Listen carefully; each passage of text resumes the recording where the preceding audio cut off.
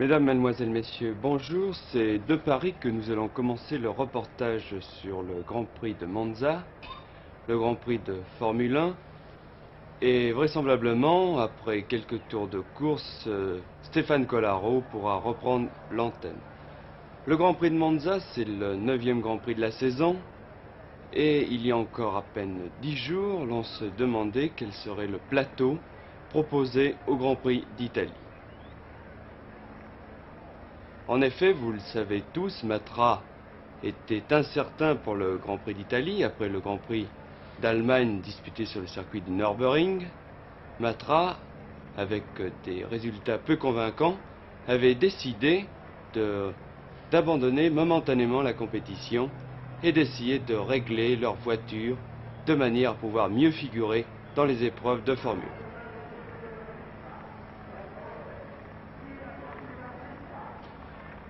Du côté Ferrari, c'était un petit peu le même problème, vous le savez. Jackie X sur Ferrari souffrait toujours du même mal, le mal qui ronge beaucoup de voitures, c'est-à-dire les pneumatiques qui font souvent la décision dans les grands prix de Formule. Sans oublier également le moteur.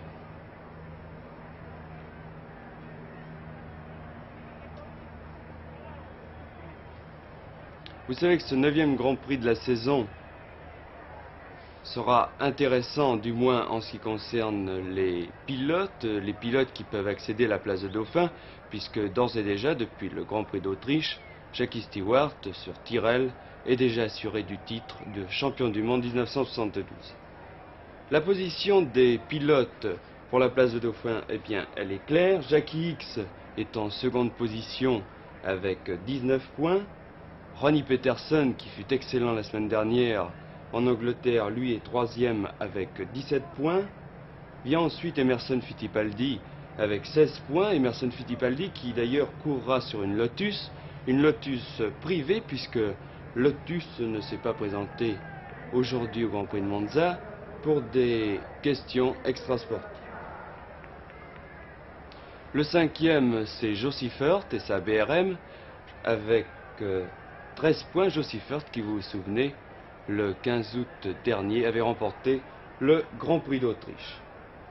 Le 6e, c'est Claire Regazzoni, qui aura également une Ferrari. Claire Regazzoni possède, il est d'ailleurs ex aequo à la 6e place avec Mario Andretti et François Sever. Ces trois pilotes possèdent 12 points. Donc la lutte pour la place de Dauphin se résume entre ces pilotes, c'est-à-dire X, Peterson, Fittipaldi, Sever, Regazzoni, Andretti et Sever.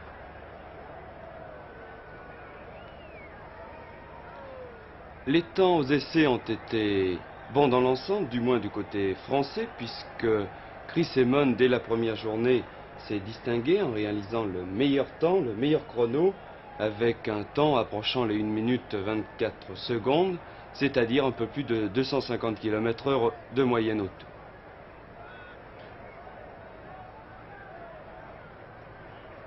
On ne devrait pas tarder maintenant à assister au départ de ce 9e Grand Prix. Vous voyez les pilotes maintenant qui sont dans leur véhicule. Ici, c'est la voiture numéro 3. Ici, nous voyons la Matra de Chris Amon. Et pour la première fois depuis cette année, je crois que, si j'ai bonne mémoire, une Matra se trouvera à la ligne numéro 1. Derrière, vous voyez la BRM de Joe Seifert, la BRM numéro 20. Et ici, c'est Jackie X. Je crois que maintenant Stéphane Collaro est en ligne. Il va pouvoir vous commenter avec beaucoup plus de précision ce 9e Grand Prix de la saison. À vous, Stéphane Collaro.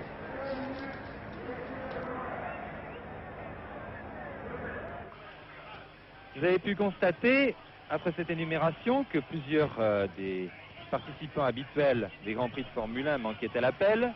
Il manque Hulme, qui a voulu s'engager dans une course aux États-Unis, disputée sur le circuit d'Ontario, près de Los Angeles. Il n'a d'ailleurs pas pu se qualifier pour cette course.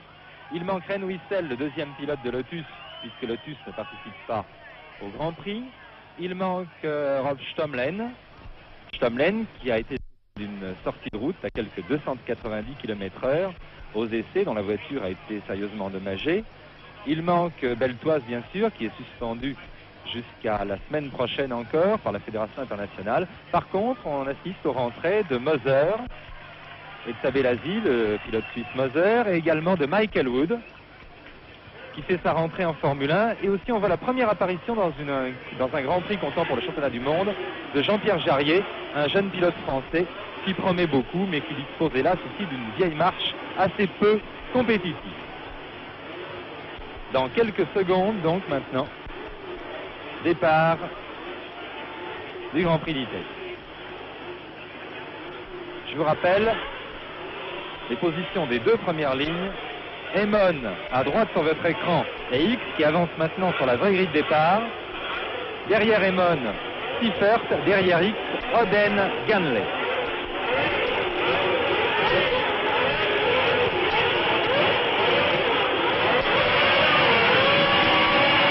Oh là là, Regazzoni, vous l'avez vu, vous avez vu passer Regazzoni comme un bolide. Regazzoni qui a d'ailleurs, on peut le dire, un petit peu volé le départ et même assez nettement volé le départ et qui est parti comme un véritable boulet de canon. Regazzoni se trouvait sur la quatrième ligne à gauche sur votre écran et il est passé devant tout le monde très nettement. Il a anticipé le départ d'une bonne seconde.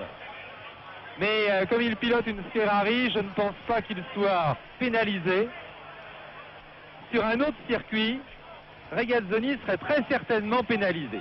Vous voyez Regazzoni qui précède la BRM de Seifert. Derrière la Tyrrell, oui, la Tyrrell de François Sauvert ou celle de Jackie Stewart, c'est bien difficile à dire. Et maintenant, je pense que nous pouvons vous dire un petit peu ce qui va se passer durant cette course de Monza. Il s'agit d'un circuit extrêmement spécial. Voilà. On arrive déjà à la parabolique, une marche là-bas qui déboîte. Et Seifert qui essaye de prendre Regazzoni à l'intérieur.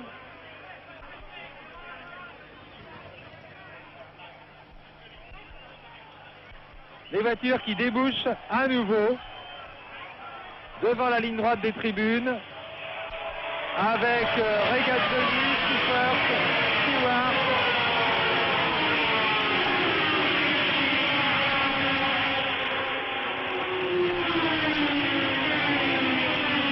Comme je vous le disais il y a un instant, donc il s'agit d'un circuit très spécial, dans la mesure où il est composé presque uniquement de grandes lignes droites et de grandes courbes, avec juste à chaque extrémité du circuit des virages plus serrés. Il s'agit des virages de l'ESMO, vers lesquels les concurrents se dirigent actuellement, et de la courbe, la fameuse courbe parabolique, dans laquelle vous avez vu tout à l'heure Seifert essayer de passer Regazzoni. Là, voici la sortie du premier virage de l'ESMO et le deuxième droite de l'ESMO. Et maintenant, c'est absolument à fond, à quelques 300 km/h, jusqu'à la courbe parabolique. Donc sur un circuit aussi rapide, où il y a assez peu de sélection en matière de pilotage, parce qu'il n'y a pas d'enchaînement de virages ni rien, eh bien, se joue énormément en plus le phénomène de l'aspiration qui diminue les différences entre les voitures. Et on assiste, comme vous pouvez le voir en ce moment, à une course assez hallucinante en peloton. Regardez le peloton qui s'est formé. Pour l'instant, c'est toujours Regazzoni devant Seifert. Et voilà. Dans ce peloton, on va assister maintenant à une course par élimination. Les hommes du deuxième peloton ne sont pas encore d'ailleurs lâchés, car l'aspiration joue encore à quelques 150 mètres.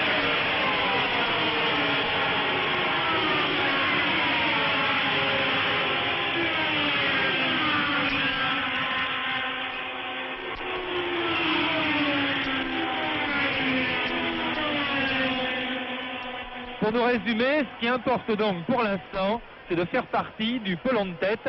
Et ce peloton de tête compte actuellement, comme vous avez pu le voir, une bonne quinzaine de voitures. Au fil des tours maintenant, quelques-unes des voitures vont se faire lâcher de ce peloton. Et puis il y en a d'autres, vous voyez Seifert en tête maintenant. Et puis il y en a d'autres évidemment qui vont souffrir d'ennui mécanique, surtout avec la chaleur terrible qui règne ici à Monza, et qui va contribuer encore à faire souffrir des mécaniques qui sont vraiment sollicités au maximum pendant toute la course.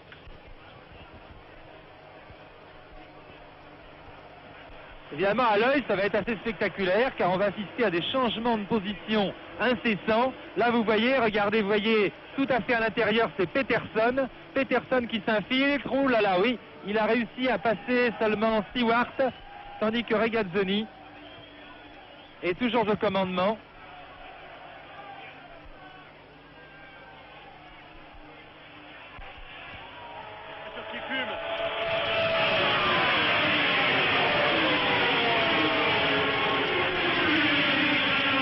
Là, il y a Michael Wood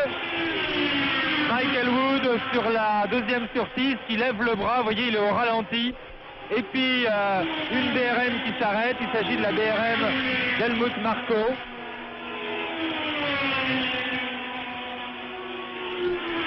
Helmut Marko qui repart maintenant, mais en ayant perdu bien sûr toute chance de pouvoir encore bien figurer dans ce Grand Prix d'Italie, à moins bien sûr que tout le monde casse, ce qui paraît quand même bien improbable. Une voiture qui fume un peu, il m'a semblé que c'était la voiture de Stewart. Ou celle de Seifert plutôt, oui. Vous voyez, c'est Sever qui ferme la marche du peloton. Voilà, ce peloton impressionnant. Toutes les voitures que vous venez de voir passer là. Peterson qui essaye de prendre la tête maintenant à droite sur votre écran. Voilà, Peterson en tête, Stewart deuxième.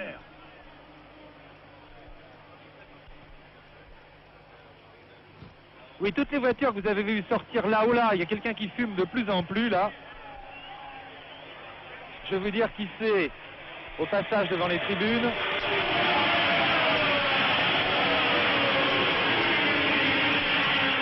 Il s'agit de Nanni Galli et de sa marche.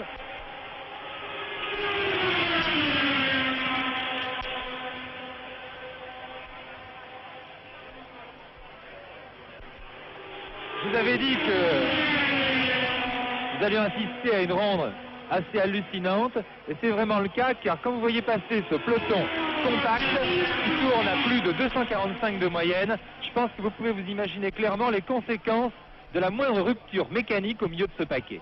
Si quelqu'un a une pièce qui casse, ça fait vraiment un carambolage, et c'est vraiment le gros danger de cette course. Et d'ailleurs, Jean-Pierre Josso, qui est à mes côtés, est bien placé pour parler de ce problème, puisqu'il a été victime justement de cette mésaventure au cours d'une course de Formule 2 à Monza. Oui, c'est exact, ça se passait en 68, et c'était pendant des courses de Formule 2 où j'ai bien failli y rester. Enfin, c'est bien oublié, je regrette seulement de parcourir en Formule 1 sur ce Grand Prix.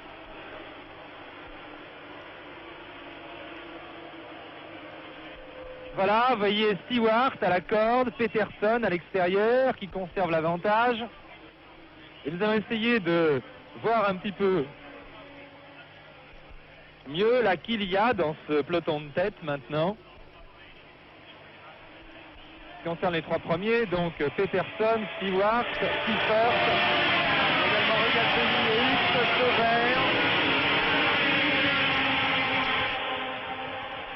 Sever, et puis aussi les deux BRM de Guettin et de Ganley, Chris Amon.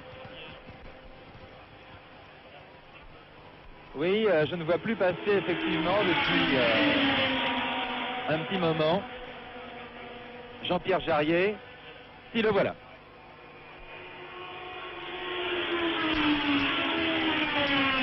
Jean-Pierre Jarier qui est bien sûr très attardé, mais qui dispose d'une voiture beaucoup moins compétitive que celle de ses concurrents. Et Stewart au commandement. Stewart au commandement sur ce circuit où, comme je vous le disais, il est pratiquement impossible d'essayer de s'échapper du peloton. Il faudrait pour cela avoir une voiture vraiment qui fasse 20 ou 30 chevaux de mieux que les autres facilement, même peut-être plus. Et Peterson qui reprend le commandement. Sever s'est rapproché de la tête, il est actuellement 5e. Mais à vrai dire, ce n'est pas très très important actuellement de faire partie des hommes de tête. Ce qui est très très important, c'est d'être très très vigilant pour ne pas être victime d'une cassure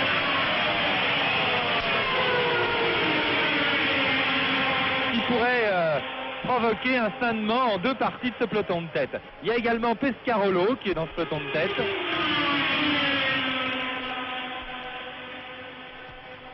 Et un arrêt maintenant, un arrêt pour Tim Schenken, qui lui aussi faisait partie du groupe de tête. Tim Schenken, décidément assez malchanceux avec sa Brabham, puisqu'il n'a pu réussir à bien se classer qu'au Grand Prix d'Autriche, où il a pris la 3e place, après avoir vraiment très bien figuré au cours d'un grand nombre de courses cette saison. Un autre arrêt, il me semble que c'est Silvio Moser. Et toujours cette meute impressionnante qui débouche à quelques 300 km/h de la Curva del Vialone pour s'engager dans la parabolique que vous voyez actuellement, la parabolique qui se prend en 3e à environ 150 km/h. Parabolique qui débouche sur la ligne droite des tribunes.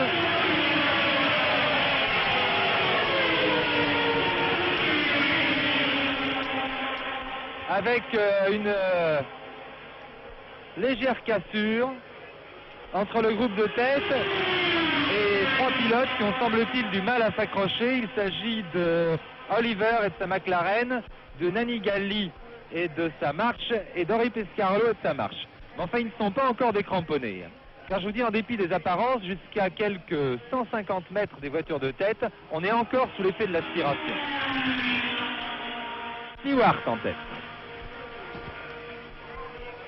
Stewart en tête.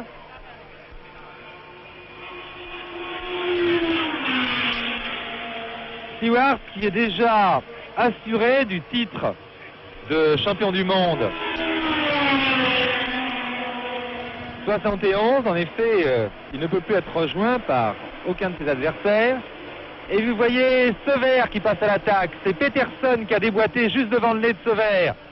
Et à la corde là-bas, c'est Jackie Clay-Regazzoni.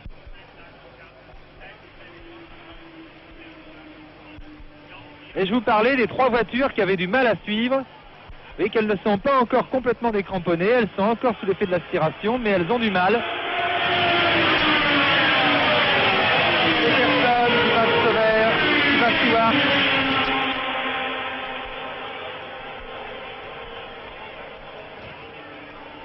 Vous voyez la moyenne, 236 km/h. J'étais en train de vous dire que Stewart était assuré du titre de champion du monde 71, mais ce qui était particulièrement intéressant, c'était d'assister à la lutte que l'on enregistre actuellement au championnat du monde pour la place de 2e derrière Stewart. Une lutte entre Jackie Hicks, qui est actuellement 2e avec 19 points, et qui fait partie du groupe de tête, Ronnie Peterson, qui est 3e avec 17 points. Emerson Fittipaldi, lui, ne pourra pas figurer ici car il pilote une voiture qui en est encore au stade expérimental, la Lotus à turbine. Emerson Fittipaldi était pourtant 4e au championnat du monde avec 16 points. Joe Siffert, lui, après sa victoire en Autriche, est 5e avec 13 points. Vraiment, il faut que ces pilotes aient une confiance absolue et totale les uns dans les autres. C'est Clay-Regazzoni qui a pris la tête maintenant. Qu'ils aient une confiance totale les uns dans les autres pour se livrer à ce petit ballet. Un ballet qui se déroule à 300 km/h.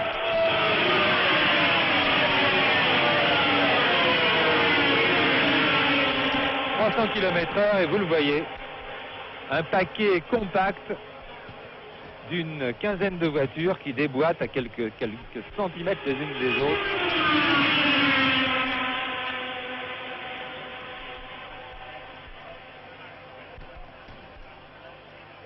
Mais à vrai dire, la grande crainte, ce n'est pas l'accident sur faute de conduite dans un pilotage à ce niveau-là, mais c'est plutôt l'accident sur rupture mécanique.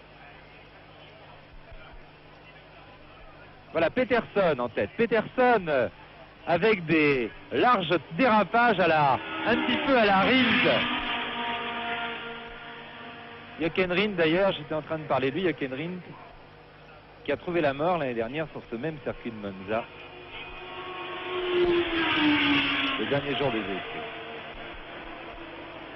trouvé la mort exactement ici, au freinage de la parabolique, où une pièce a cassé sur sa voiture.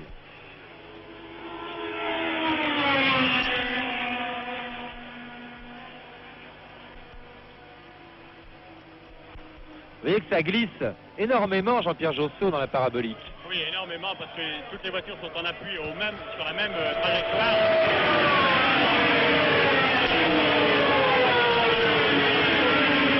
Comme elles passent toutes au même endroit, et toutes fument un tout petit peu, alors elles déposent de l'huile et de la gomme en même temps sur la piste, et ça devient effarant. Au bout de 10 tours, 20 tours de course, ça va être épouvantable parce que avec la chaleur, en plus, les pneus ont tendance à vouloir se décomposer plus ou moins, et ça fait un amalgame qui est très difficile et qui permet justement de déraper presque comme sur de l'eau.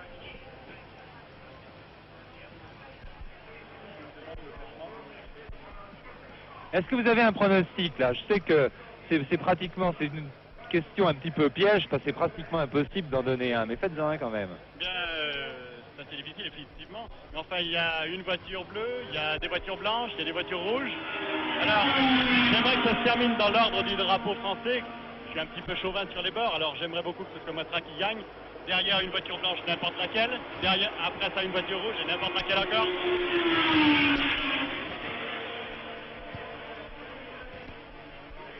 Les voitures rouges, c'est une voiture rouge qui est en tête, mais elle n'est pourtant pas italienne, puisqu'il s'agit de la marche de Ronnie Peterson. De la marche de Ronnie Peterson, qui est au commandement maintenant.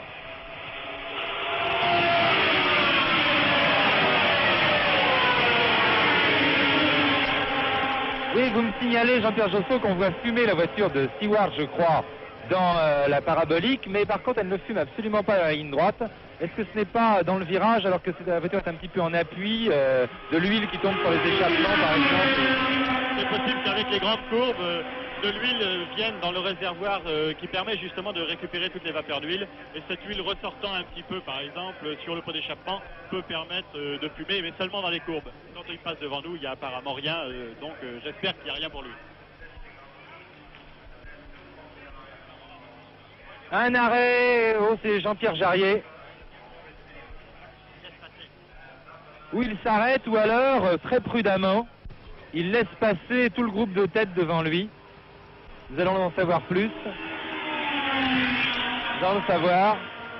Il est bien évident que cette course est une course d'entraînement pour ce jeune pilote. Et que peut-être qu'il a choisi tout à fait élégamment de se ranger prudemment pour ne pas gêner le groupe de tête. Un groupe de tête dans lequel c'est Claire Regazzoni qui est toujours au commandement.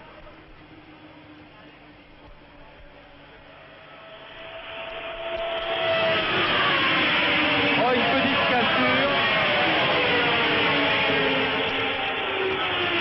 Une petite cassure.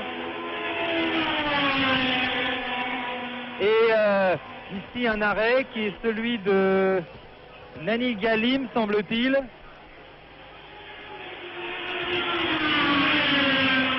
Et cet arrêt de Nani Galli, car je pense qu'il s'agit de lui, va peut-être coûter une place d'honneur à Henri Pescarolo. Aussi bizarre que ça puisse paraître, car en effet, oh là là, regardez, il semble que 4 voitures soient en train de se détacher maintenant. Il y a les 2 Tyrrell, il y a la Ferrari de Regazzoni, et puis il y a également la marche de Ronnie Peterson, avec François Sever en tête. Avec François Sever en tête, François Sever, la grande révélation de l'année, après les 2 magnifiques 2e places. Vous voyez que les 4 voitures ont réussi à prendre un léger avantage, mais je ne pense pas que ce soit encore suffisant et encore décisif. Nous allons le savoir dans 1 ou 2 tours. Ronnie Peterson en tête maintenant.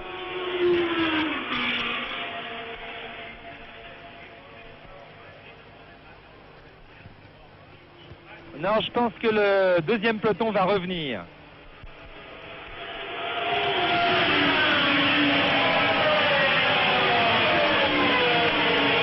Ah, le 2e peloton va revenir peut-être. Celui qui aura plus de mal à revenir, c'est Henri Pescarolo, que vous voyez apparaître maintenant. Là, il vient de passer. Et je vous disais tout à l'heure qu'il avait peut-être été victime de l'arrêt de Nani Galli, car en effet il se trouvait juste derrière Nani Galli, et si Nani Galli a été obligé de ralentir brusquement devant lui par la suite d'une défaillance mécanique, eh bien ça lui a fait peut-être perdre une petite seconde qui a suffi pour lui faire perdre le contact avec le groupe de tête et le sortir de l'aspiration. François Sever en tête. Les deux Tyrrell d'ailleurs en tête. Non, la Tyrrell et la marche. Vous voyez que X occupe une position intermédiaire entre les deux pelotons et on peut dire qu'il va servir sans doute de relais entre les deux pelotons. C'est très très curieux ces phénomènes d'aspiration. Je ne veux pas vous en donner une explication technique car ce serait trop compliqué.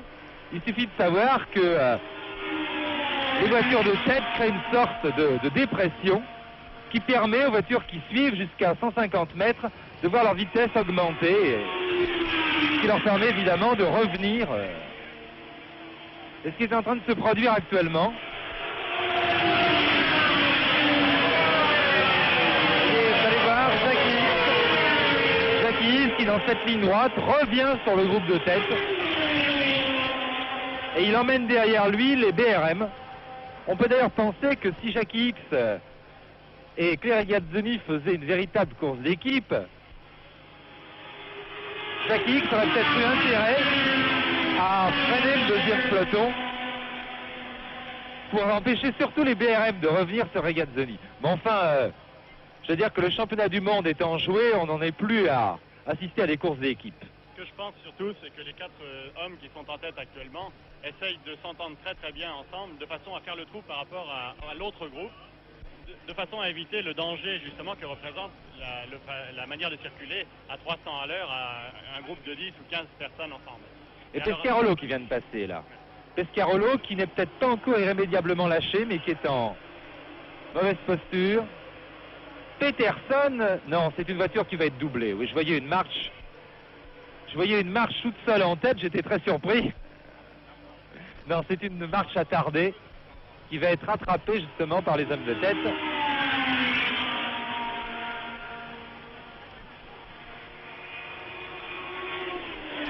Il s'agit de la marche de Adanis.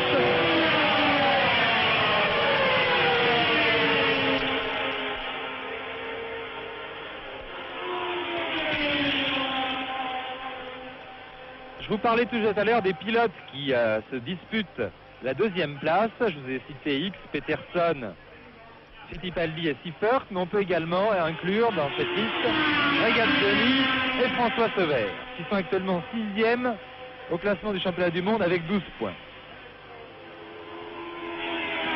François Sever, par contre, François Sever qui a pris un petit avantage là maintenant, un avantage qui n'est pas suffisant encore.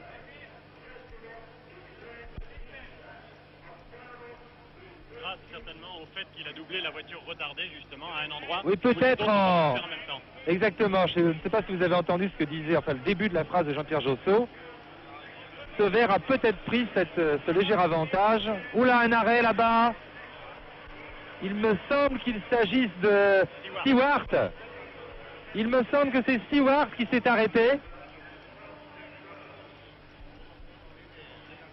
Nous allons attendre quand même le passage devant les tribunes pour avoir confirmation.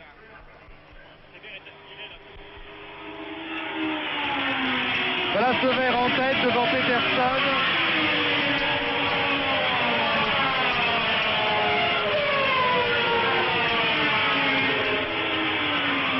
Ouais, Jackie Stewart ne passe plus.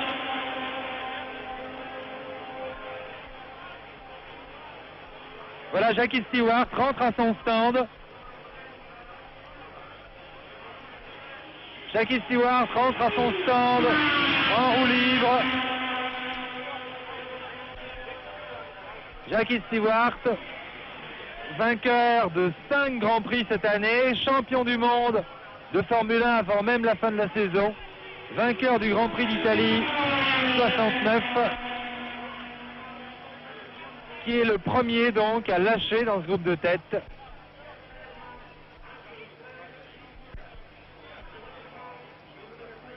Il faut dire que c'est curieux, depuis que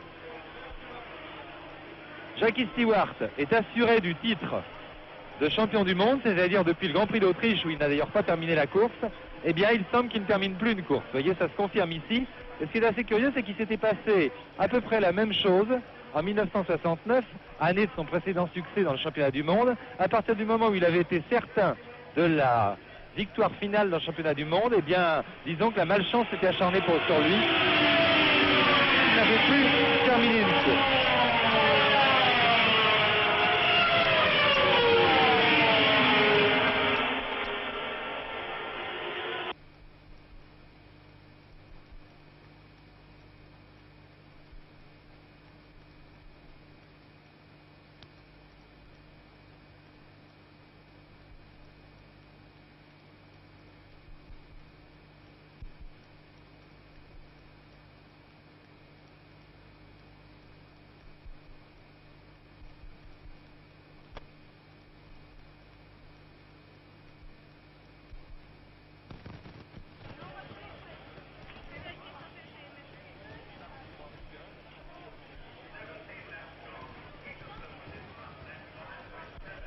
Et vous voyez que ce groupe de tête est en train...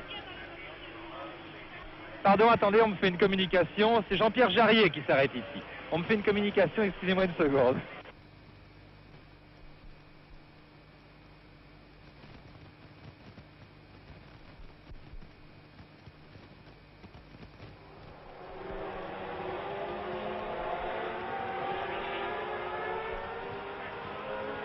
Vous avez vu s'arrêter Jean-Pierre Jarier, tandis que le peloton de tête est maintenant en train de s'éclaircir considérablement. Je pense que c'est en faveur des dépassements. C'est à la faveur des dépassements des concurrents attardés que la rupture, la cassure a pu se produire. Et vous avez vu que le groupe de tête s'est scindé en plusieurs paquets.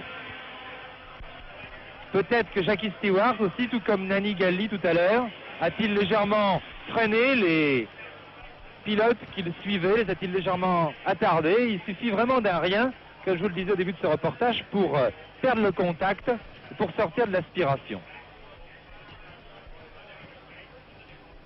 Actuellement donc, 3 voitures en tête. Vous voyez François Sever, Ronnie Peterson et la surprenante Surtees de Michael Woods.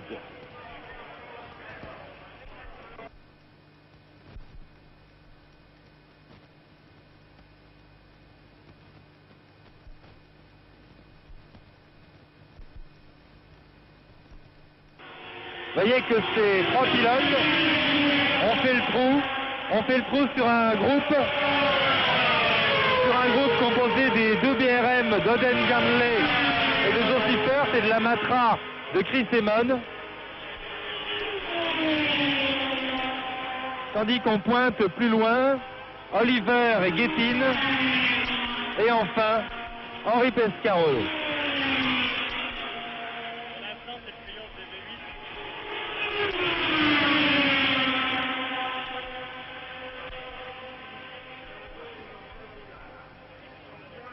Jean-Pierre Jarier, arrêté au stand.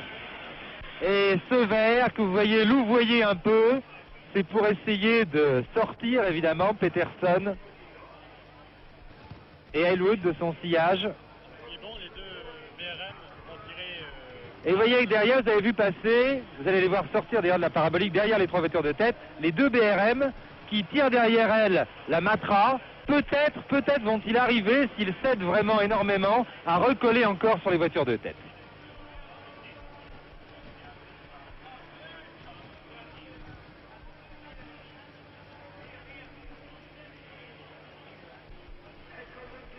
Voilà, sortie de la parabolique.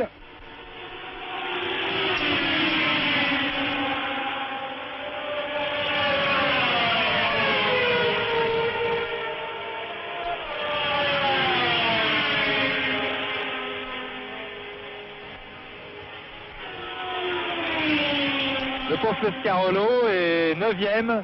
Et lui, il n'a pas la chance vraiment de rouler en paquet avec quelqu'un. Il a été, je vous dis, isolé sans doute.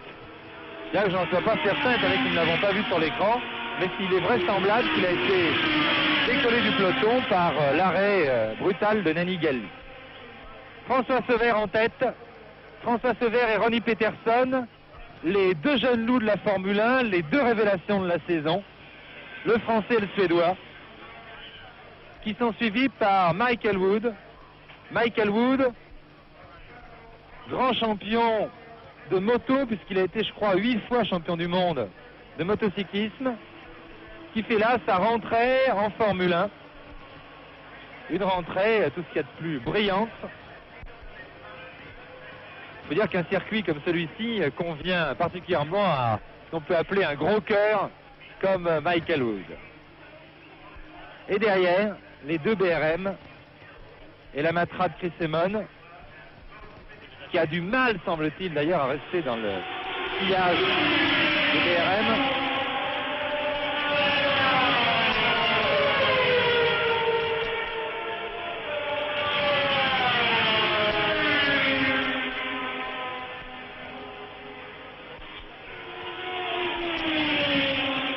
Et puis encore un peu plus loin, voici Jean-Pierre Jarier qui repart.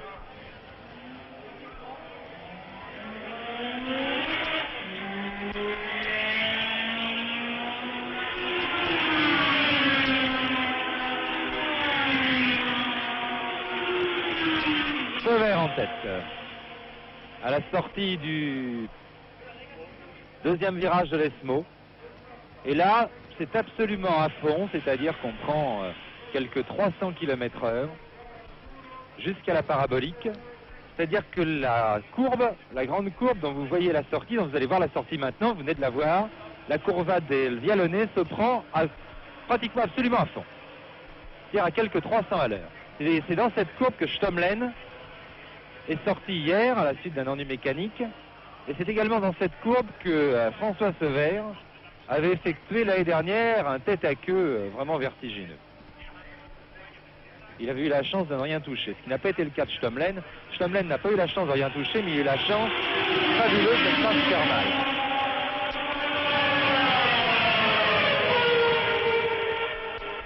Il semble d'ailleurs que,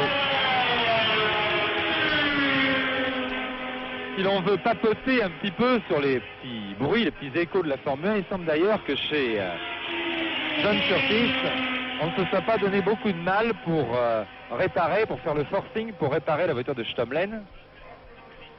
Il y a de l'eau dans le gaz, à vrai dire, entre John Surtees et Rob Stomlen, qui ne s'adresse pratiquement plus la parole, et il est certain maintenant que Rob Stomlen changera d'écurie l'année prochaine.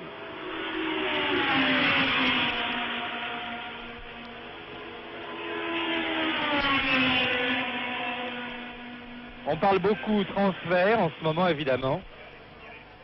Chris Amon, que vous venez de voir passer derrière les deux FRM, m'a annoncé hier qu'il resterait certainement chez Matra l'année prochaine, ainsi bien sûr que Beltoise. Ils reviennent un peu, ils semblent recoller un peu au groupe de tête. Joe qui fait le forcing derrière, alors... Oui, bien sûr, Joe Siffert fait un véritable forcing là pour essayer de revenir sur les trois voitures de tête, et ce faisant, il fait évidemment le jeu d'abord de son coéquipier Adam Ganley, et aussi celui surtout de Chris Amon.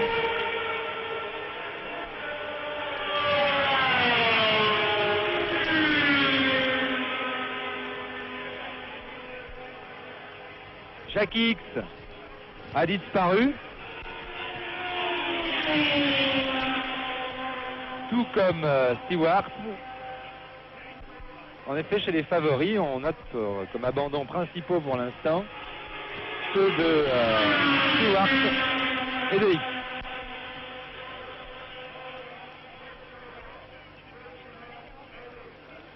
Un pronostic, je pense que Siffert va recoller au groupe de tête.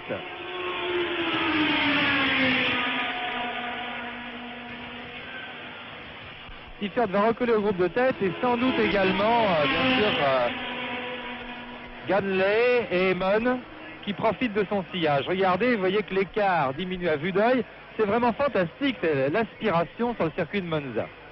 Vous avez vu que tout à l'heure, il y avait quelques 150 à 200 mètres d'écart entre les deux groupes de 3 voitures, et que grâce à l'aspiration, eh bien, maintenant, les deux BRM ont presque recollé, et la Matra, sans doute, va pouvoir en faire autant.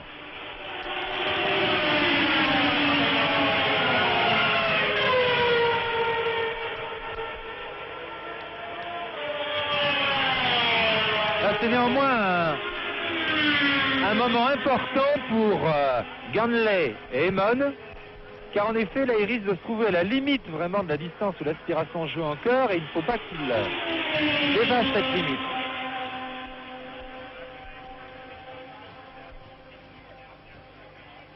Là, Tipper a fait un très gros travail de ramener les trois copains sur les 3 premiers. Et maintenant, il va peut-être le payer, il va souffler un petit peu et il va rester certainement derrière, à mon avis.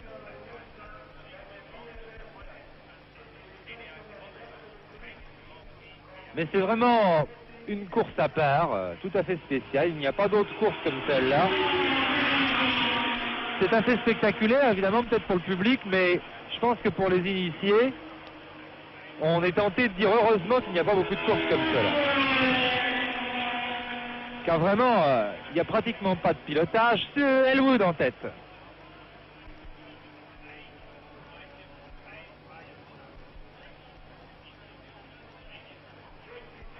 C'est vraiment une course entre les mécaniques. Vous voyez que la deuxième DRM a recollé maintenant et que Chris Emon, là, va certainement en faire autant, puisqu'il est aspiré ici par 5 voitures. Je vous dis, la course se résume finalement à ce petit jeu de l'aspiration, dans lequel il faut être évidemment très attentif, car vous avez pu le constater quand même, la moindre erreur, ou bien même la moindre gêne, et on peut être sorti du sillage, et c'est très difficile d'y revenir. Le reste, eh bien, il suffit évidemment de ne pas avoir d'ennui mécanique, comme on en a eu Stewart et X jusqu'ici.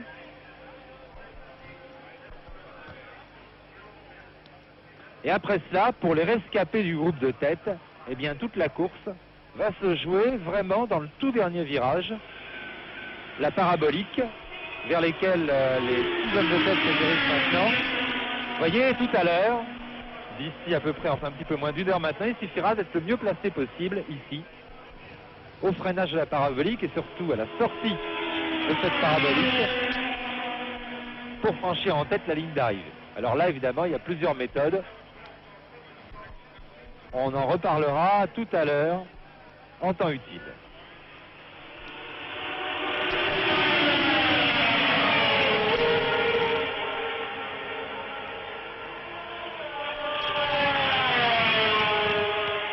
Je crois que Emon se méfie quand même un petit peu et ne tient pas trop à rester derrière Ganley, car il a dû se rendre compte que Ganley avait du mal à suivre les hommes de tête.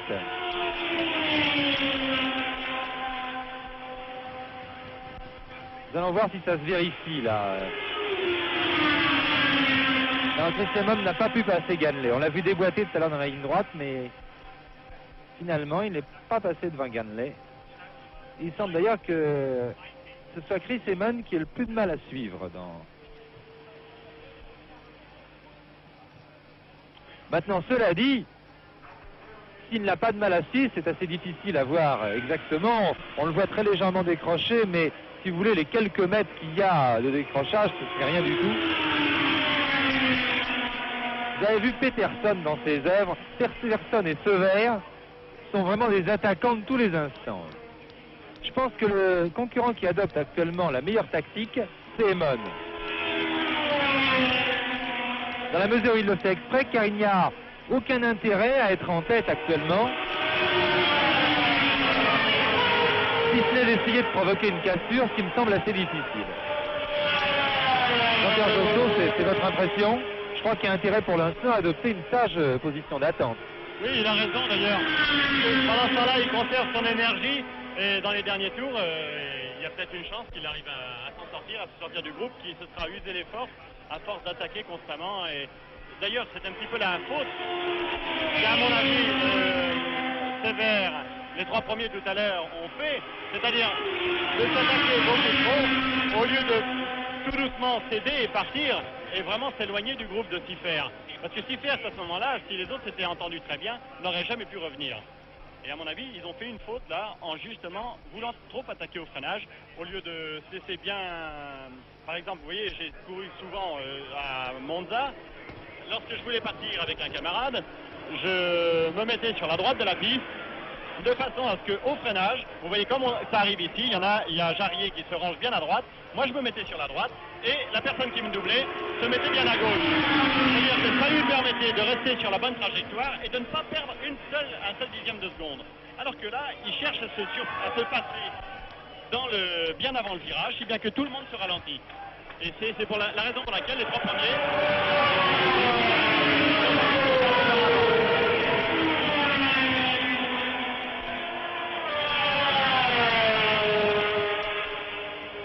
Oui, le public est étrangement muet. Il faut dire qu'il n'y a plus de Ferrari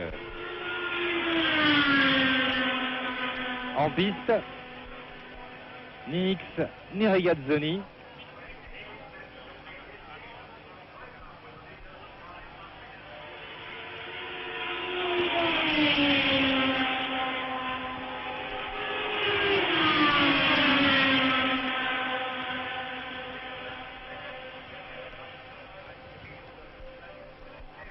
Et cela, bien sûr,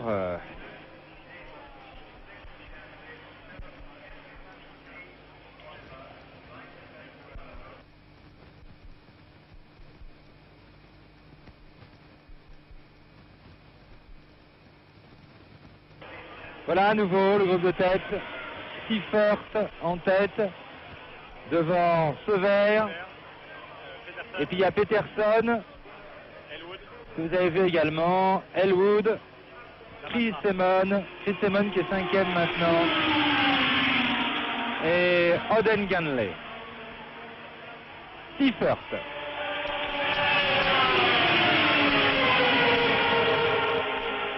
Il m'avait semblé tout à l'heure que Eamon ne tenait pas du tout à essayer de se mêler à la bagarre en tête, et il n'avait pas l'air non plus de tenir à rester derrière Ganley.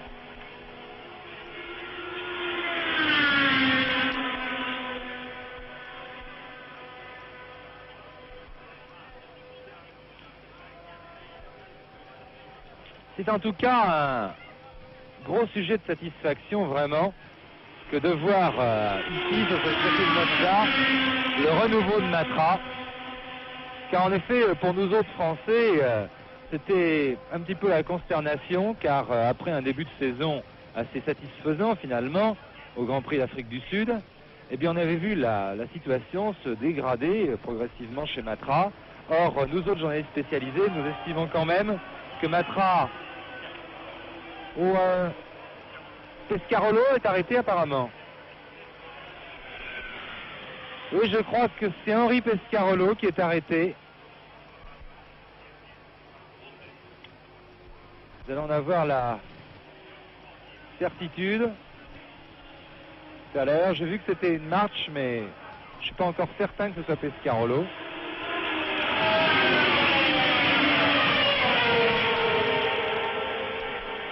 Voilà, les hommes de tête.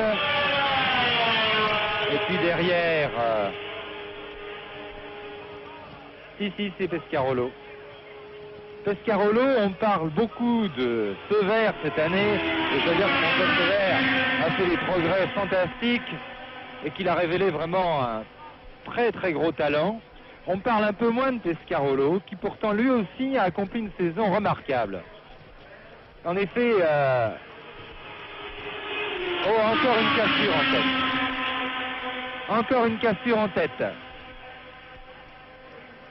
Cette fois, eh bien, ce sont encore une fois, semble-t-il, Chris Simon et les deux BRM qui sont victimes de cette cassure en tête. Voilà, Pescarolo repart.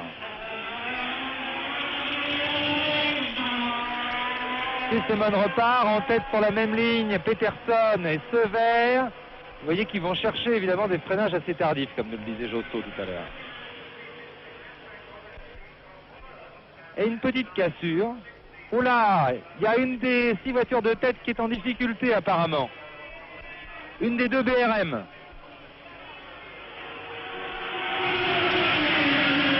C'est celle de Seifert. Celle de Seifert. Celle de Seifert. Seifert en difficulté. Alors que nous sommes maintenant au 30e tour de course. 31e tour de course. Me dit Michel E, c'est-à-dire qu'il reste, Michel, 24 tours encore à couvrir. 4 des grands favoris donc. 4 des plus grands favoris de ce Grand Prix d'Italie éliminés. X, Regazzoni, Seifert et Stewart bien sûr.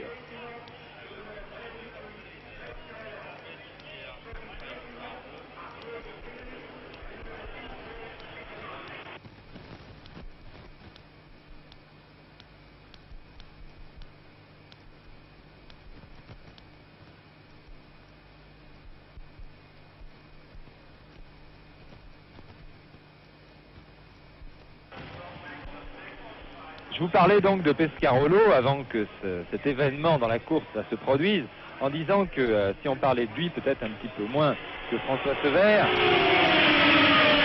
bien sûr parce qu'il obtient des résultats moins spectaculaires, mais il n'a pas eu la chance de pouvoir disposer d'un matériel équivalent à celui de Sever, c'est-à-dire une Tyrrell forte qui fait certainement partie des toutes meilleures Formule 1 actuelles. Pescarolo a couru toute la saison avec une marche si bien qu'elle soit très bien préparée par Frank Williams, un manager britannique qui fait de gros efforts, a connu tout au long de la saison une série d'ennuis qui auraient pu d'ailleurs avoir des conséquences parfois catastrophiques, puisque Pescarolo n'a pas cassé moins de 3 porte-moyeux. Cette année, la rupture d'un porte-moyeu en course, c'est évidemment la sortie de route, avec toutes les conséquences que ça peut impliquer quand ça arrive à haute vitesse.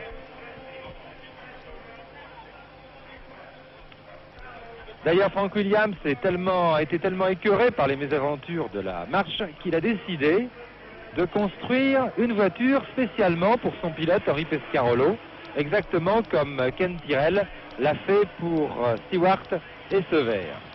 Cette voiture a été dessinée par un grand spécialiste qui s'appelle Len Bailey, et elle est actuellement en préparation. On peut penser qu'elle fera ses premiers tours de roue au Grand Prix des États-Unis. Si cette voiture donne satisfaction à Pescarolo, celui restera l'an prochain avec Frank Williams, avec lequel il s'entend très bien. Sinon, il étudiera évidemment les diverses propositions qui lui ont été déjà faites par plusieurs marques dont il sait pour l'instant le nom.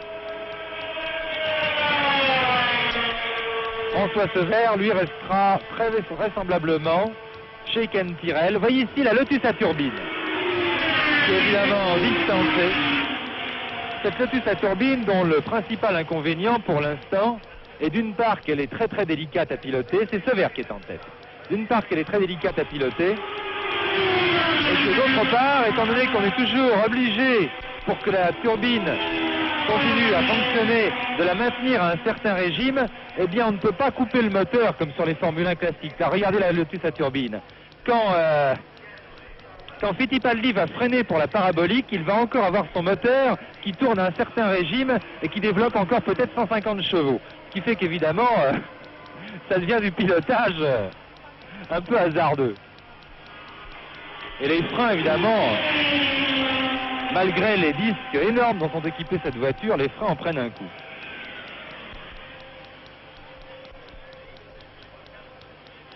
Oui, François Sever, lui, bien que très sollicité, restera sans doute l'an prochain chez Ken Tyrrell. Vous voyez que Chris Amon commence à montrer davantage le bout de son nez ou le bout du nez de sa voiture, si vous préférez, et que la BRM de Ganley a du mal à suivre.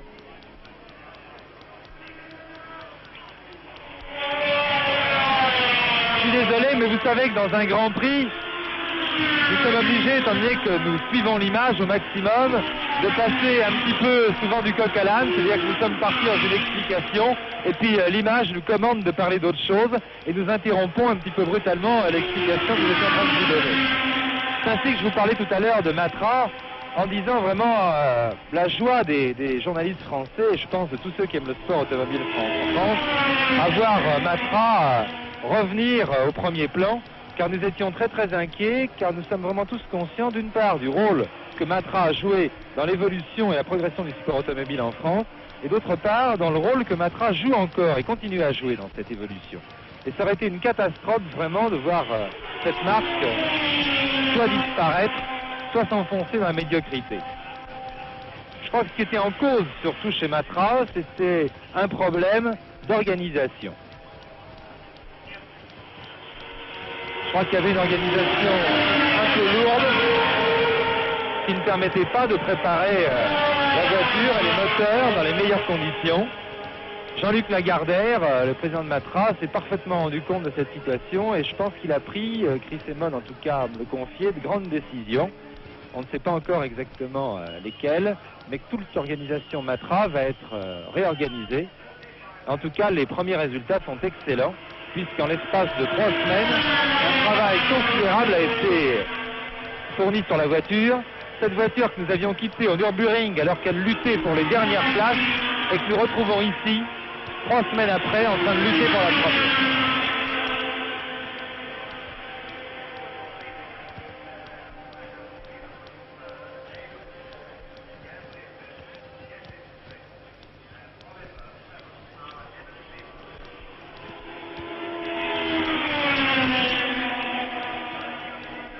Une surprise aussi, c'est de trouver la Surtees peut-être dans ce groupe de tête. La Surtees qui est ici en 2e position derrière Sever. Car en effet, la Surtees avait montré de très grandes possibilités au premier Grand Prix de la saison en Afrique du Sud, un petit peu comme la Matra, et puis après, plus rien.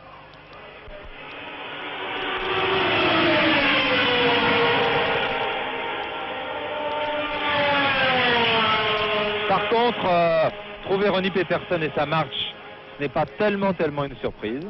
Peterson dispose d'un bon moteur Ford et la marche est une voiture certainement très bien profilée, ce qui est important sur ce circuit, bien sûr, ce qui est même essentiel. Quant à Oden Ganley et sa BRM, c'est une semi-surprise, dirons-nous. D'abord parce que la BRM est peut-être la meilleure Formule 1 actuelle. Et puis ensuite parce que voici la Matra en tête. Chris Amon qui a pris la tête au 36e des 55 tours de la course.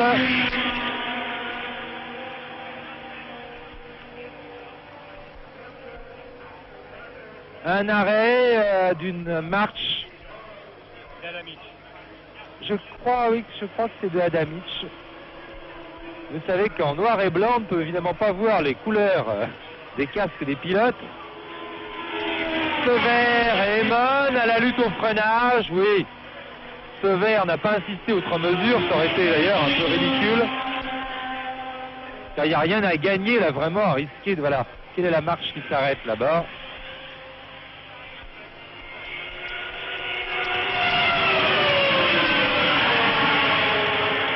Si c'était de Adamic, les caméras italiennes devraient déjà être dessus.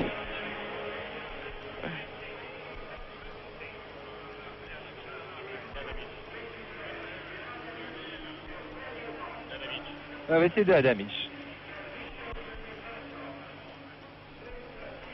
C'est de Adamic et les caméras italiennes, bien sûr. C'est d'ailleurs tout à fait normal. Je pense que si au Grand Prix de France, un pilote français s'est arrêté, Henri Carrier en ferait tout autant et ce serait également normal. Chris Amon. Chris Amon qui était vraiment enchanté hier et avant-hier par son moteur. Et là, je ne sais pas exactement ce qu'on a fait sur le moteur chez Matra, car en effet, on garde là-dessus le plus grand secret. Mais en tout cas, il est certain qu'on a trouvé tous les chevaux qui manquaient depuis le début de la saison. On les a trouvés ou retrouvés? Retrouvés, parce que j'ai l'impression qu'ils y étaient déjà depuis un moment, mais à chaque fois qu'on mettait le moteur dans la voiture, il y avait un problème. C'est ça. Voilà, abandon donc de deux Adamish et de la marche Alfa Romeo. Oui, il se produisit effectivement un curieux phénomène. Le moteur Matra, conçu par Georges Martin, qui en lui-même est certainement un excellent moteur, il l'a prouvé. D'ailleurs, chaque fois que ce moteur est testé au banc chez Matra, on lui trouve une très bonne puissance, une puissance qui correspond pratiquement à celle des moteurs Ferrari, des moteurs BRM ou des moteurs Ford, Cosworth. Et puis dès qu'il est monté dans la voiture, eh bien cette puissance chute inexplicablement de 20 chevaux ou 25 chevaux. Eh bien c'est peut-être à cette énigme qu'on a réussi à répondre chez Matra pendant les 3 semaines. On a travaillé sur la voiture. Vous remarquez également le nouveau profilage, le nouveau carénage adopté spécialement pour ce circuit de Monza. Vous voyez le carénage très arrondi à l'avant et qui se prolonge ensuite, qui couvre le moteur. C'est peut-être justement ces carénages et ces profilages qui ont fait que le moteur a retrouvé ses chevaux, parce que c'était tout simplement un problème justement de pénétration dans l'air, qui a empêché le moteur de marcher correctement. C'est possible, je vous laisse la responsabilité de cette... Et regardez l'air chaud qui est projeté par la turbine, qui produit un petit flou.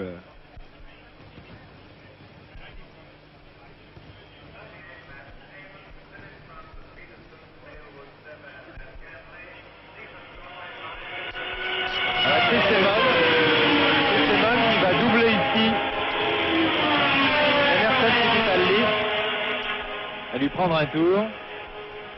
Emerson Fittipaldi, qui, je vous le rappelle, pilote une voiture engagée par un team privé. À vrai dire, là encore, c'est de l'anecdote. Toujours la marche de Pescarolo qui est arrêtée.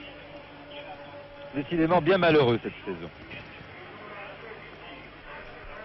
Pescarolo et surtout, bien sûr, Beltoise n'ont pas eu beaucoup de chance cette année.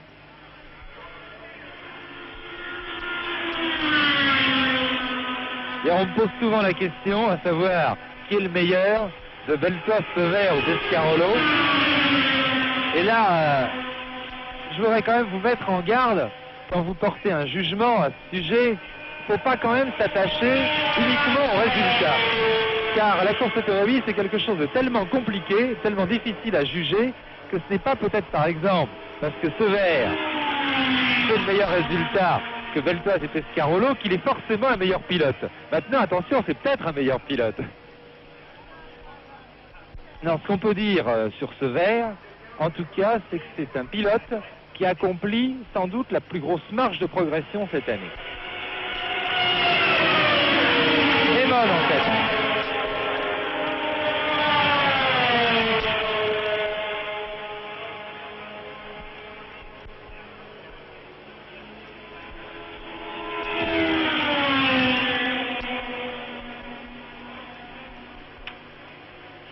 Enfin, l'essentiel, c'est que nous ayons en France, et ça ne s'était pas produit depuis vraiment de très très nombreuses années, 3 pilotes en Formule 1 qui soient considérés par les étrangers comme vraiment d'excellents pilotes. Car les Anglais ont été, notamment ces derniers temps, impressionnés terriblement par la démonstration de Pescarolo à Oulton Park, dans une course de Formule 1 qui ne comptait pas pour le championnat du monde, où Pescarolo a gagné la première manche et a été en mesure de remporter cette course lorsqu'il a été arrêté par un ennui de freinage.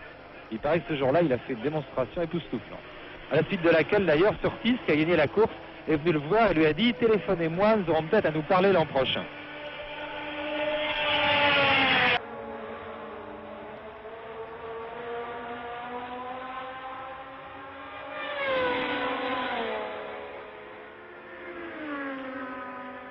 Pour le championnat du monde, Pescarolo a gagné la première manche et a été en mesure de remporter cette course lorsqu'il a été arrêté par un ennui de freinage.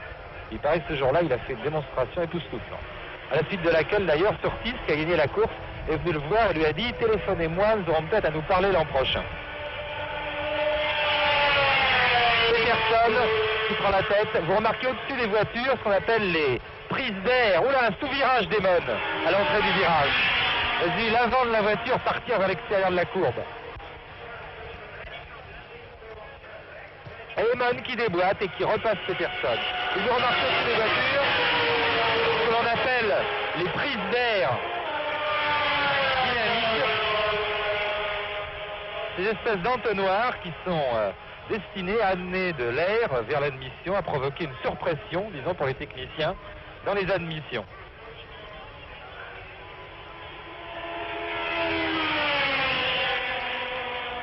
Ce qui est curieux, là, c'est que je ne me rappelle plus qui a été le premier à adopter cette prise d'air dynamique. Je crois que c'est Brabham, sans en être absolument certain. Et dès qu'un constructeur adopte une innovation telle que celle-ci, tous les autres immédiatement s'empressent d'en faire autant pour voir si ça donne de meilleurs résultats. D'ailleurs, Johnny Rive racontait l'autre jour dans l'équipe, il racontait une anecdote assez amusante au sujet de Joe Siffert. Joe Siffert, en effet, l'habitude de raconter des histoires qui sont toujours très très drôles. Et il disait aux journalistes que si un constructeur de Formule 1 s'amusait à monter un tonneau au-dessus de sa voiture, eh bien immédiatement tous les autres s'empresseraient d'en faire autant pour voir si ça ne donnait pas de meilleurs résultats. C'est un peu exagéré, Elwood, en tête. Mais c'est un peu vrai.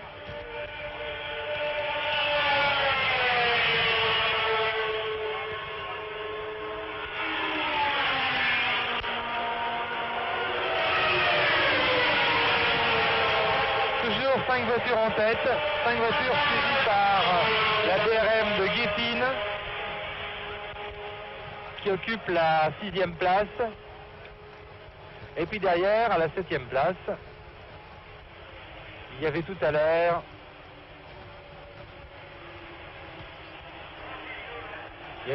la McLaren d'Oliver.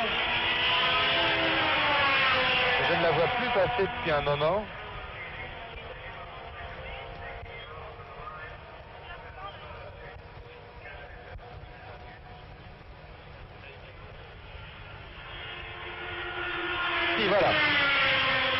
Voilà la McLaren d'Oliver qui est toujours 7e, qui est talonnée par la Brabham de Graham Hill,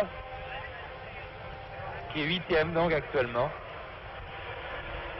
Ce qu'on peut noter, c'est qu'il y a eu une hécatombe considérable. Là, c'est Joe Siffert, vous voyez, qui s'est rangé sur le bas-côté pour laisser passer les voitures de tête. Toujours un petit duel au freinage. Emon Sever.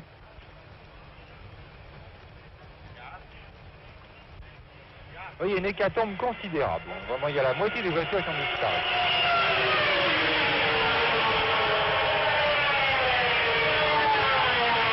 Le pauvre Siffert vient de se faire prendre un tour. Siffert qui était en mesure de gagner cette course. Je ne sais pas si vous avez remarqué, mais à chaque fois que les voitures sortent de la parabolique, ça fait déjà plusieurs tours que Hamon passe le premier à la ligne d'arrivée. Il doit faire des expériences. Je touche du bois, il fait des expériences en ce moment. Mais on est bien près d'une victoire, j'ai l'impression. Oh là là, mon Dieu, mon Dieu. Restez calme. Restez calme.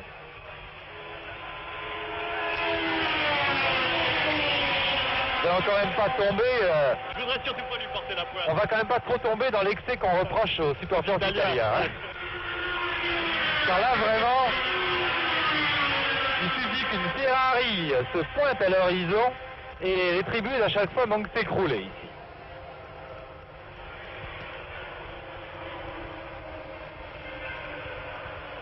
Cela dit, je crois qu'on peut être, d'ailleurs, si on veut donner dans le chauvinisme, on peut être un petit peu partagé ici, soit entre une victoire Matra avec Chris Emon, soit entre une victoire d'un pilote français avec François Sever sur une voiture étrangère.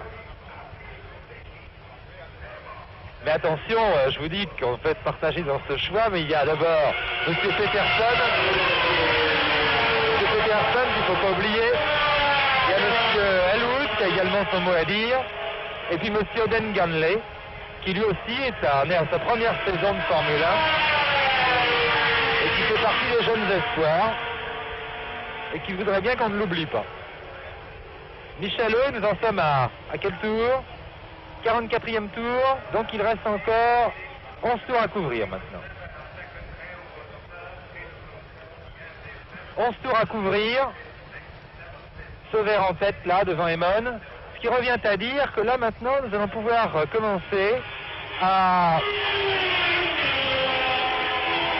observer un petit peu ce qui se passe à la sortie de la grande courbe d'Albialonné vers lesquelles les pilotes se dirigent maintenant, et ici à l'entrée de la parabolique où nous les attendons en ce moment. Car c'est ici que tout va se jouer dans le dernier tour. Et il faut se livrer à quelques expériences en ce moment. C'est-à-dire qu'Emon, par exemple, doit regarder ce qui se passe quand il sort en tête. Il doit regarder si quelqu'un le dépasse avant la ligne d'arrivée. Voilà, regardons un peu.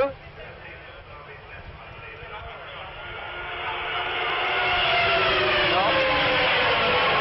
Sever ne le dépasse pas avant la ligne d'arrivée. Seulement maintenant, on peut se demander aussi si Sever essaye vraiment de le passer avant la ligne d'arrivée, ce qui n'est pas obligé. Mais enfin, ça paraît quand même probable.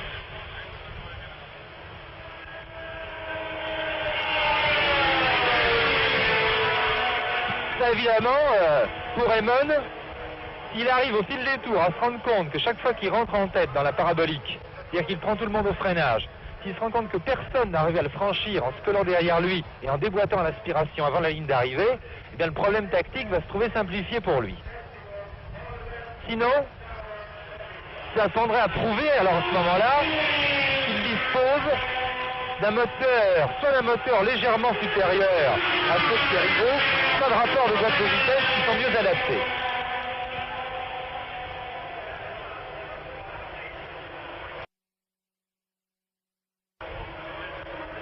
En tout cas, on peut considérer à voiture égale, c'est-à-dire un moteur égal et un rapport de boîte de vitesse égaux, qu'il y a intérêt à sortir de la parabolique en deuxième ou troisième position, à se faire aspirer, comme vous voyez en ce moment, et à déboîter avant la ligne d'arrivée. Regardez. Vous voyez, il y a intérêt donc à sortir troisième, à déboîter ici, en profitant du sillage des deux autres, pour essayer de les passer avant la ligne. Seulement pour Emon, il semble se vérifier que chaque fois qu'il sort en tête de la parabolique, eh bien, il n'est pas dépassé. Oui, mais tout à l'heure, je l'ai vu faire aussi 2 fois ou 3 fois, je crois, sortir en deuxième position, et malgré tout, il était passé sur la ligne d'arrivée en tête. Alors, il a bon espoir. Je vois aussi. J'en connais un qui doit bouillir d'impatience. Ça doit être Jean-Pierre Beltoise, parce qu'il imagine que, je suppose s'il était dans la course, il pourrait défendre très largement sa chance. Ça, c'est sûr. Pierre Beltoise qui était troisième l'année dernière ici et qui était troisième également l'année d'avant.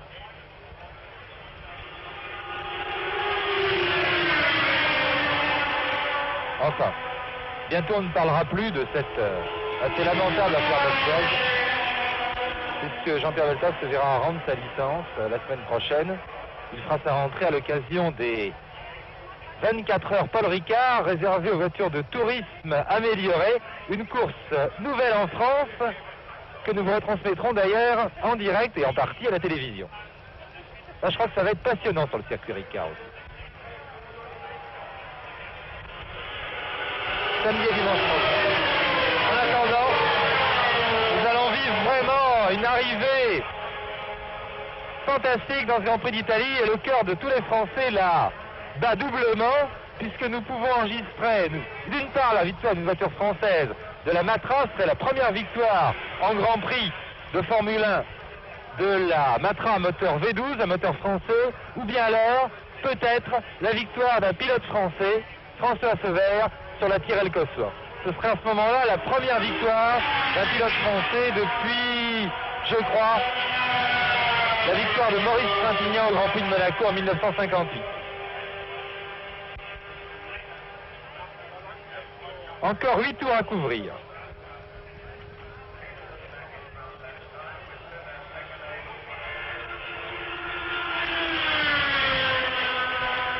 Ah, voyons ce qui va se passer ce coup-ci. Ce coup-ci, c'est Sever qui est en tête et qui est attaqué par Peterson. Et j'ai pas bien vu Emon.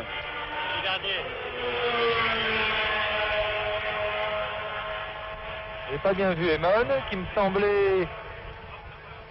Oula, oui, qui me semblait loin, là. Il a un problème, Chris Emon. C'est fini. Oh là là là là.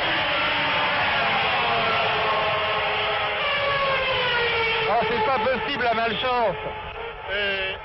Il a l'air de s'essuyer le devant du casque, c'est-à-dire qu'il a pris un caillou ou un caillou reçu de l'huile peut-être sur le pare-brise, et auquel cas il n'y verrait plus rien du tout. Et alors quand il est passé devant nous, il s'est essuyé la figure. Alors peut-être que ça n'est que ça, et j'espère qu'il aura le temps de revenir. Oh là là, ça me paraît difficile. Ah ça, ce serait vraiment la consternation, car... Oh, je vois plus Damon. Sever en tête.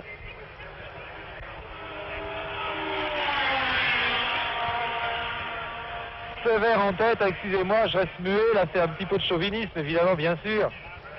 Mais enfin, reconnaissez que c'est quand même... Voilà, Chris Amon.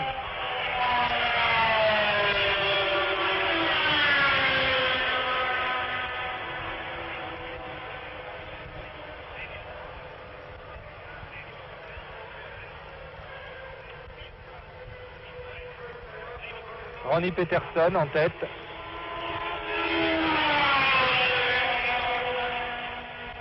Ah, ça c'est vraiment quand même la poisse. Hein. On peut appeler la malchance.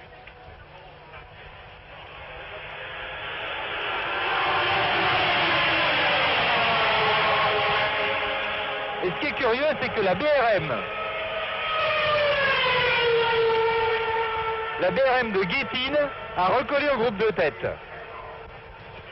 Il semble qu'il n'a plus de plexiglas devant son casque. Oh là là là là, le plexiglas cassé. Évidemment, c'est une interprétation. Et voyez ici Graham Hill qui s'arrête. Il est toujours très très difficile de deviner ce qui se passe dans une course de Formule 1. Oui, mais enfin, a priori, à 200 ou 300 à l'heure, c'est quand même rare de mettre la main devant le... Oui, bien sûr, bien sûr. C'est certainement qu'il doit se protéger. Oh, mais ce sera encore plus désolant, parce que là, ce serait vraiment une raison parfaitement stupide.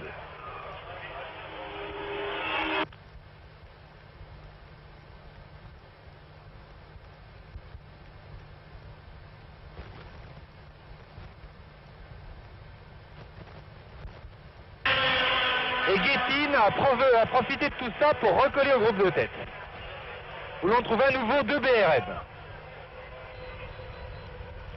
Ça, c'est assez fantastique parce que Peter Guétine naviguait assez loin des premiers.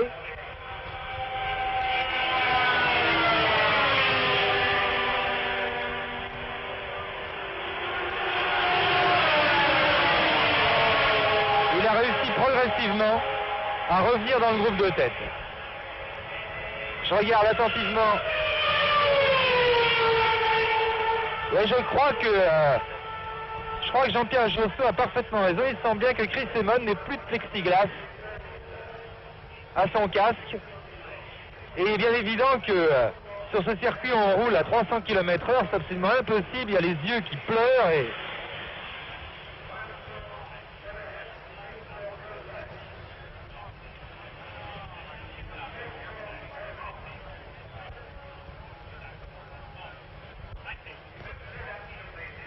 Halewood qui est en tête maintenant et qui essaye de partir.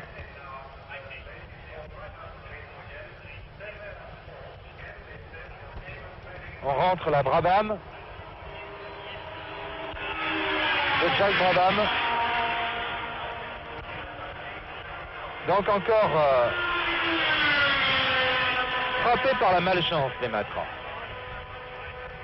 Enfin, l'essentiel, c'est qu'elles aient démontré qu'elles étaient à nouveau en mesure de remporter un Grand Prix.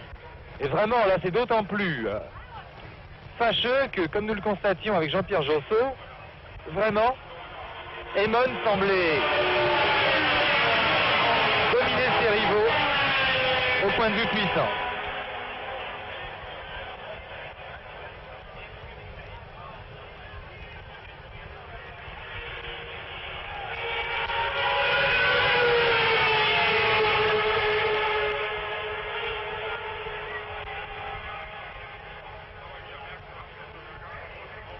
Mais si c'était vraiment une de la visière, je me demande dans quelle mesure Amon n'aurait pas eu intérêt à s'arrêter à son stand. Non, parce que de toute façon, à si peu de tours de la fin, vous savez très bien qu'il n'y a plus aucune chance. Alors maintenant, il préfère terminer relativement doucement pour ne pas trop perdre malgré tout sur son classement. Un classement, je pense que pour la 6e place, il doit pouvoir être menacé par Jackie Oliver. Mais je crois qu'il avait quand même le temps de s'arrêter à son stand s'il s'agit de cet incident, ce qui n'est pas encore absolument certain à 100%. Bon, intéressons-nous maintenant à la bagarre toujours fantastique en tête, là. Vous avez vu une BRM émerger entre Ronnie Peterson et Michael Wood.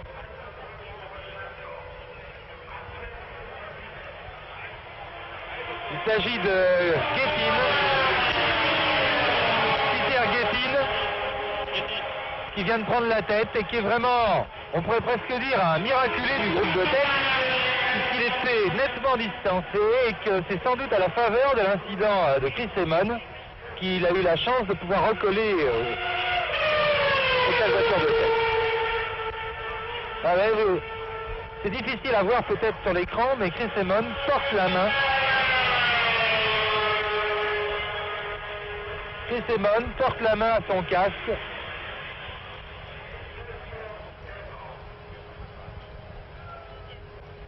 Encore 3 tours maintenant. Encore 3 tours maintenant pour les 5 hommes de tête.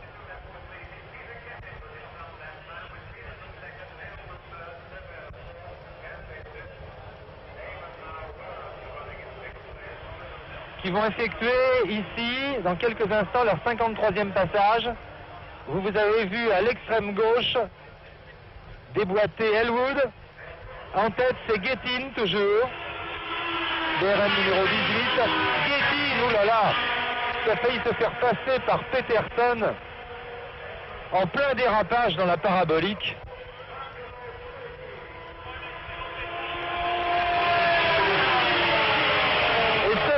Sever qui tout à fait à l'intérieur, oulala, dans l'herbe même. Vous avez vu où Sever a dû aller passer? Tout à fait sur la droite. Au ras du rail. Ah oui, oui.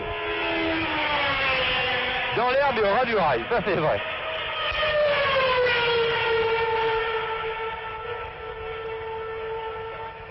Plus que 2 tours. Plus que 2 tours maintenant. François Sever en tête. Ah, je vous disais que ce Grand Prix d'Italie, ce n'était pas le plus beau au point de vue pilotage pour les initiés. Il est certain qu'au point de vue suspense, il est difficile de faire mieux. Ça, c'est certain. Pour les spectateurs et pour les commentateurs, c'est formidable. Oui, pas pour les pilotes, c'est vraiment affreux. Pas pour tous les spectateurs d'ailleurs, parce que je vous disais tout à l'heure qu'il y avait 150 000 personnes, mais elles ont du mérite, car il y a vraiment peu d'endroits ici où on puisse voir quelque chose. Peterson à nouveau. Peterson à nouveau, qui rentre en tête dans la parabolique.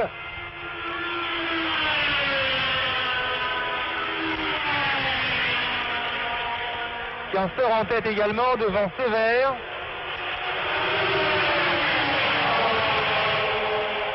À mon avis, si François veut gagner, il faudrait qu'il arrive à passer le premier, parce que je vous venez de voir que Peterson était sorti le premier de la parabolique et François était juste derrière lui. Et il n'a pas pu remonter son handicap par rapport à Peterson, bien que ce soit tout juste, il s'agissait peut-être d'un nez seulement. À mon avis, il aurait intérêt à être le premier à la parabolique. Dernier tour maintenant, Jean-Pierre. C'est l'arrivée.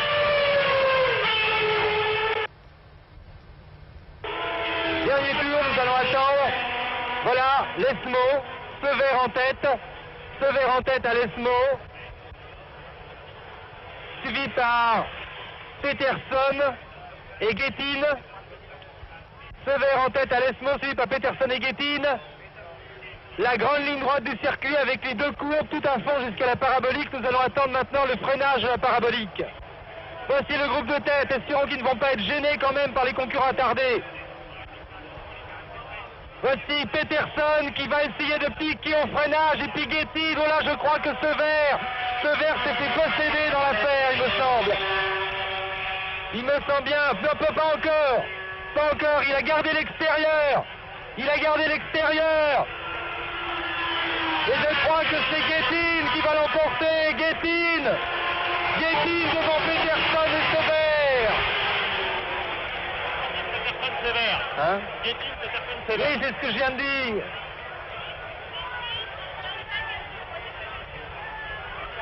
Guettin devant Peterson et Sever. Je crois que François là s'est fait, comme on pourrait dire un peu vulgairement, un peu possédé. Car en effet, il n'a peut-être pas assez fermé l'angle. Non, mais à mon avis, je crois qu'il a été gêné par les gars qui étaient devant lui, puisqu'il s'est trouvé avec Peterson qui l'a attaqué au freinage, sur la droite, et lui, il pouvait rien faire parce qu'il avait un retardataire devant lui. Chris Amon qui termine quand même 6e. Jarier qui termine également cette course. Ah, le pauvre Chris Amon, bien malchanceux. Chris Amon qui prend la 6e place. Et François Sever qui soit a été gêné, seulement voilà, je vais vous dire, il y a un truc qui est un peu gênant, c'est que vous savez, la caméra écrase un petit peu, vous voyez, cette caméra-ci que nous voyons, elle écrase un peu les distances, ce qui fait que c'est difficile de savoir à quelle distance François Sever était effectivement du concurrent attardé, qui semblait devant lui le gêner un peu. Oui, mais vous avez remarqué qu'au moment du freinage, François a tourné la tête sur la droite pour regarder où se trouvait Peterson, de façon à savoir s'il pouvait passer entre le retardataire et Peterson. Et certainement qu'il n'a pas pu le faire. En tout cas, c'était fantastique ce dernier freinage. Vous avez vu Sever qui freinait tard à l'extérieur. Vous avez vu Peterson qui est venu le piquer un peu à l'intérieur. Et puis alors là, Guettin qui a joué le tout pour le tout et qui s'est infiltré comme un kamikaze, complètement à la corde, et qui finalement a réussi à sortir en tête et à surprendre tout le monde. Vous avez également que Peterson déboîtait in extremis sur la ligne d'arrivée pour essayer de le passer. Vous avez vu que Sever en faisait autant, mais ils n'ont pas pu remonter complètement. Peter Guettin. Eh bien, c'est une très grosse surprise, inutile de vous le dire. Peter Guettin, en effet, est un transfuge de l'écurie McLaren. Chez McLaren, en effet, on jugeait qu'il n'obtenait pas des résultats suffisamment bons. Et il a été prié, très très poliment d'ailleurs, et très très gentiment, de quitter la maison McLaren. Il a été immédiatement récupéré par BRM qui vient d'être affecté par la mort tragique de Pedro Rodriguez. Et pour sa deuxième course, je crois, après le Grand Prix d'Autriche, sur BRM, il permet à l'hymne britannique de retentir ici à Monza.